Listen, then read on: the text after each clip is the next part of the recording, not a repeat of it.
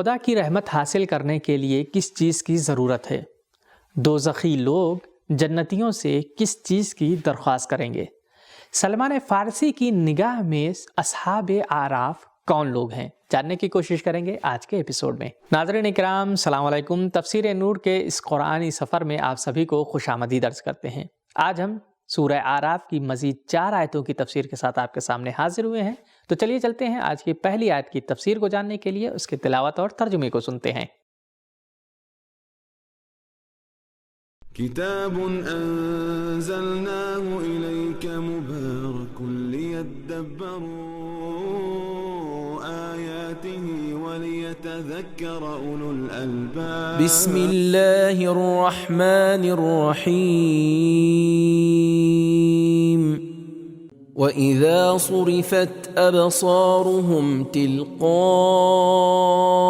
أَصْحَابِ النَّارِ قَالُوا رَبَّنَا لَا تَجْعَلْنَا مَعَ الْقَوْمِ الظَّالِمِينَ۔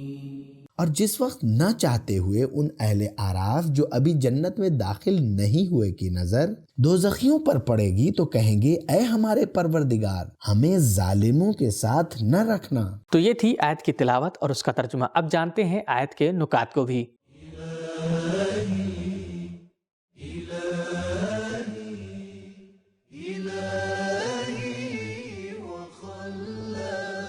نکات: اہل اعراف جب جنتیوں کو دیکھیں گے تو انہیں پہچان لیں گے اور انہیں سلام کریں گے، لیکن جہنمیوں کی طرف نہیں دیکھیں گے بلکہ نہ چاہتے ہوئے ان کی طرف نگاہ چلی جائے گی۔ اصحاب اعراف اپنی دعا میں یہ نہیں کہیں گے کہ ہمیں اہل جہنم میں سے قرار نہ دو، بلکہ کہیں گے ہمیں ظالمین میں سے قرار نہ دو۔ گویا ظالمین کے ساتھ رہنا جہنمیوں کے ساتھ رہنے سے زیادہ برا ہے۔ تفسیر روح المعانی۔ تو یہ تھی آیت نمبر 47 کی تفسیر۔ بڑھتے ہیں آیت نمبر 48 کی تفسیر کی طرف اور سنتے ہیں آیت کی تلاوت اور اس کے ترجمے کو۔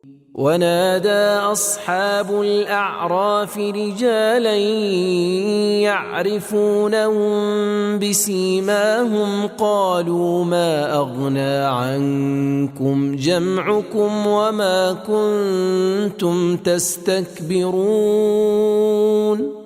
اور پھر اعراف والے لوگ دوزخ والے چند آدمیوں کو آواز دیں گے جنہیں وہ علامتوں سے پہچانتے ہوں گے کہ آج تم نے جو کچھ اکٹھا کیا ہے اور تمہارا غرور کچھ کام نہ آیا اور تمہیں کوئی فائدہ نہ پہنچایا۔ ہم نے آیت کریمہ کی تلاوت اور اس کا ترجمہ سن لیا ہے۔ جانتے ہیں آیت کریمہ کے نکات کیا کیا ہیں۔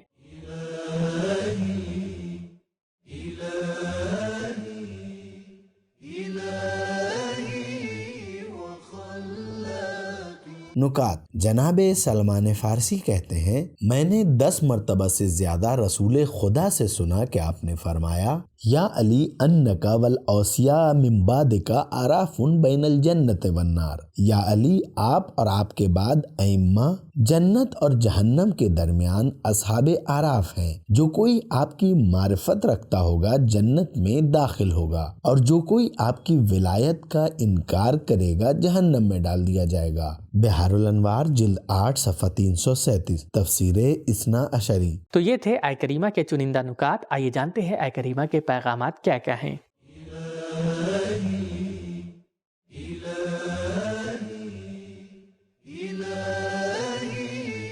پیغام نمبر 1: قیامت کے دن جہنمیوں کو خدائی عذاب کے علاوہ انسانوں کی جھڑکیاں اور سرزنش بھی سننا پڑیں گی۔ نمبر 2: مال، اقتدار، دوست اور حمایتی نجات نہیں دلائیں گے۔ انسان خود بھی قیامت میں اس حقیقت کا اعتراف کرے گا۔ تو ہم نے آیت نمبر 48 کی تفسیر کو جان لیا ہے۔ اب آئیے جانتے ہیں آیت نمبر 49 کی تفسیر کو اور سنتے ہیں اس کی تلاوت اور ترجمے کو۔ أَهَؤُلَاءِ الَّذِينَ أَقْسَمْتُمْ لَا يَنَالُهُمُ اللَّهُ بِرَحْمَةٍ ادخلوا الجنة لا خوف عليكم ولا أنتم تحزنون۔ پھر کچھ مستحقین جنت کی طرف اشارہ کرتے ہوئے کہیں گے کیا یہی وہ لوگ ہیں جن کے متعلق تم قسمیں کھا کھا کر کہتے تھے کہ اللہ ان تک اپنی کچھ بھی رحمت نہیں پہنچائے گا؟ پھر ان مستحقین جنت سے کہیں گے تم بہشت میں داخل ہو جاؤ، نہ تم پر کوئی خوف ہے اور نہ ہی تم مغموم ہوگے۔ تو یہ تھی آیہ کریمہ کی تلاوت اور اس کا ترجمہ۔ جانتے ہیں آیہ کریمہ میں کیا نکات بیان کیے گئے ہیں۔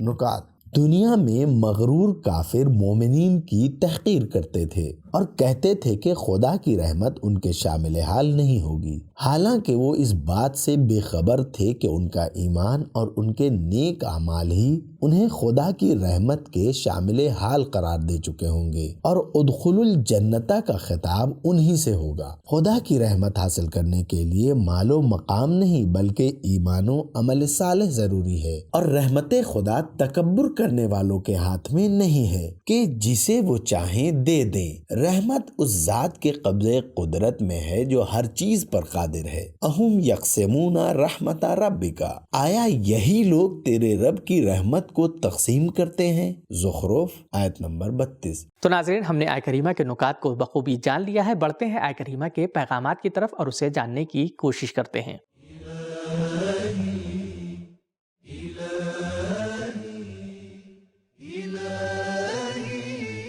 پیغام نمبر 1، دنیا میں مومنین کی غربت اور ان کی گمنامی اس بات کی نشانی نہیں ہے کہ وہ قیامت کے دن رحمت خدا سے محروم ہوں گے۔ نمبر 2، کون لوگ خدا کی رحمت کے مستحق ہیں اور کون نہیں ہیں، اس بارے میں جلدی فیصلہ نہ کر لیا کریں۔ نمبر 3، جنت میں غم و اندوہ نہیں ہے۔ تو یہ تھی آیت نمبر 49 کی تفسیر۔ اب آئیے جانتے ہیں آیت نمبر 50 کی تفسیر کو اور سنتے ہیں اس کے تلاوت اور ترجمے کو۔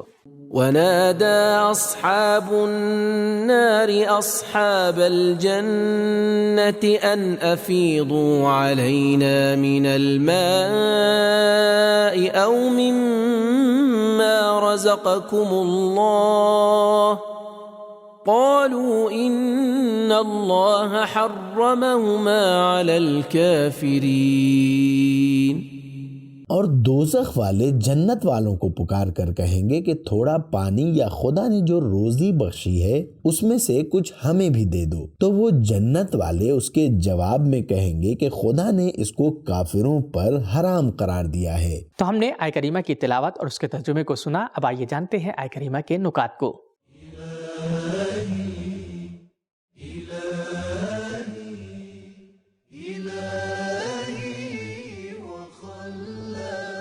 نکات: قیامت کے ناموں میں سے ایک نام یوم تنادے بھی ہے۔ غافر آیت نمبر 32، یعنی جس دن آوازیں اور فریادیں بلند ہوں گی اور ایک دوسرے کو مدد کے لیے پکارا جائے گا۔ جنتی جہنمی لوگ ایک دوسرے کو پکاریں گے۔ تو یہ تھے آیہ کریمہ کے نکات۔ بڑھتے ہیں آیہ کریمہ کے پیغامات کی طرف اور اسے سمجھنے کی کوشش کرتے ہیں۔